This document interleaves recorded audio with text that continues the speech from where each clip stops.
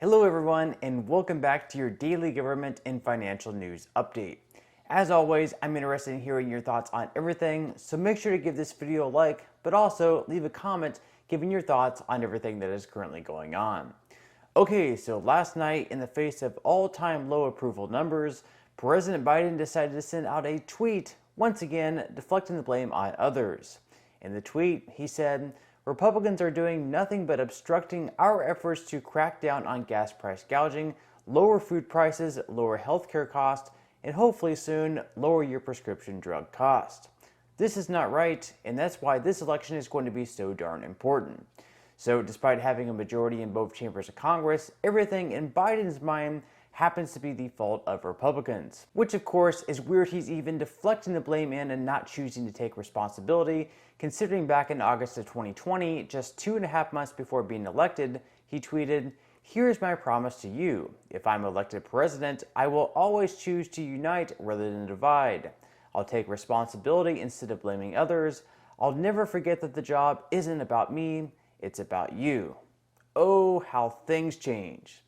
Republican Senator Tommy Tuberville responded to Biden's tweet saying, "Joe Biden believes that the American people are fools." Well, Biden sure isn't fooling many people, not even his own former voters. Democrats don't fight hard enough for nothing. Like right now, we might be in a recession, and they're not even trying to fight to help or nothing.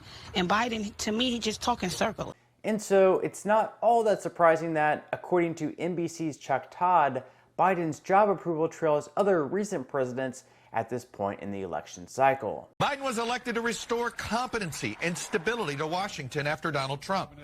But his job approval trails other recent presidents, including Trump, at this point in the election cycle. After a lingering pandemic, the chaotic withdrawal from Afghanistan, failure to stem rising costs, failure to pass voting rights legislation, and a failure to substantially address climate change or immigration challenges. And this really only means one thing. Come November at the midterm elections, we can absolutely expect a red wave at the polls and Republicans to take back control in the House and possibly even the Senate as well. With this, combined with Biden's terrible approval numbers, there's speculation among most people that Biden won't even decide to run again in 2024. Here is Vice President Kamala Harris' response to these rumors. There is speculation among some Democrats and some Republicans that President Biden won't run for re-election in 2024. What's your message to those who say that? Listen to President Biden. He intends to run. And if he does, I intend to run with him. So there you go. So inside the Biden administration, everything is just dandy. While Americans are paying more than double at the pumps and everywhere else, also putting us at risk of a recession, Biden's Commerce Secretary says that we actually have a very strong economy. So let me ask a simple question this way. What do you attribute to the fact that 3/4 of the country feel like the country's headed in the wrong direction? How much of it is economic in your view?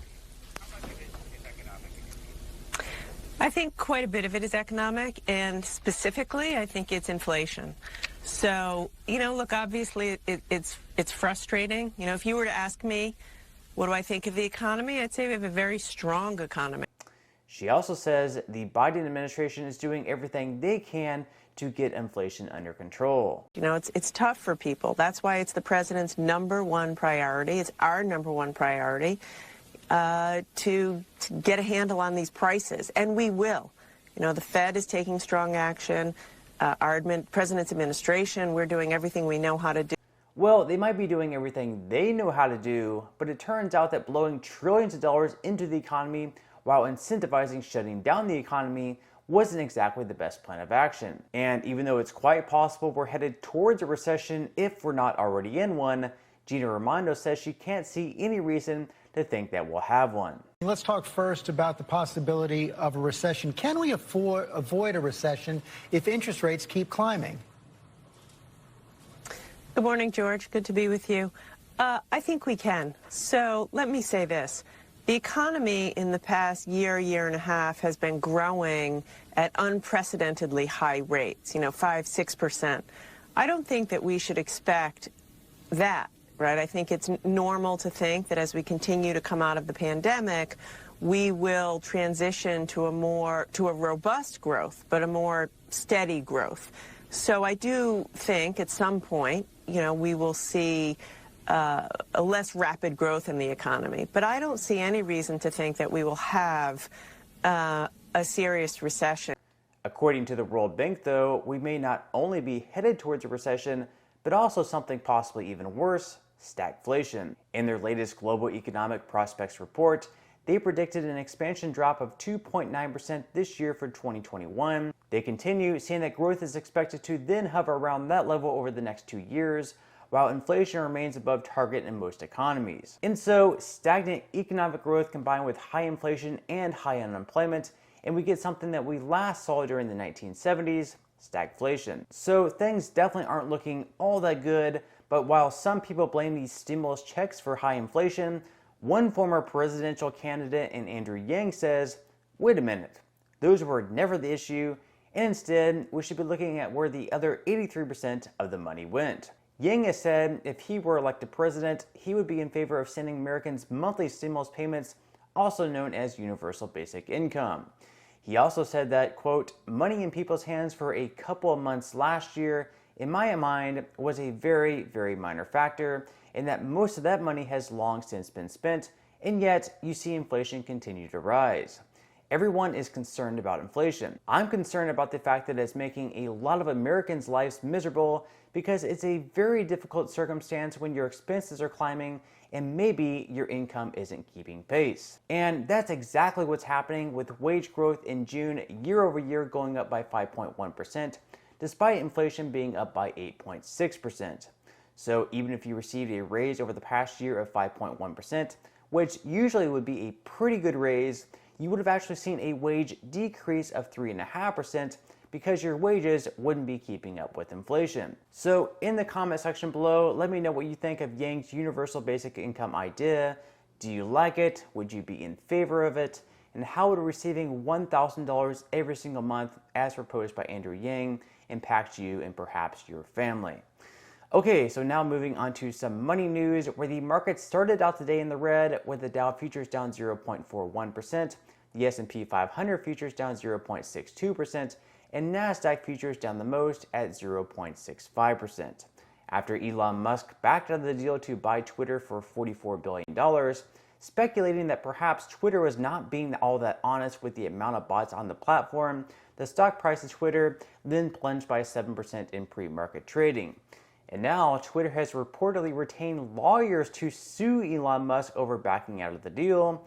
In response, Musk actually tweeted a pretty hilarious post saying, they said I wouldn't buy Twitter, then they wouldn't disclose bot info. Now they want to force me to buy Twitter in court, and now they have to disclose bot info in court. Later on, he made another tweet saying, checkmate.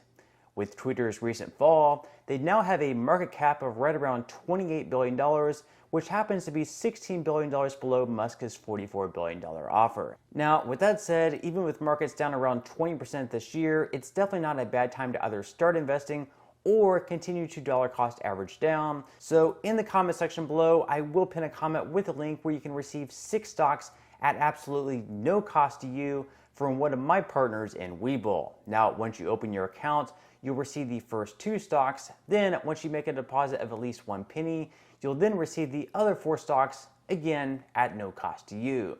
On top of that, if you activate Webull Crypto and complete at least 1 trade, you'll also be able to claim $5 of Bitcoin or any other cryptocurrency of your choosing. But on that note, I'm going to go ahead and wrap up this video. If you enjoyed the content in today's video and you would like to see more like it, I would encourage you to give this video a like, subscribe to my channel, and also ring the notification bell. That way you will be the very first to be notified when I do release future videos. And until next time, I hope you have a wonderful rest of your day, and I'll see you in the next video.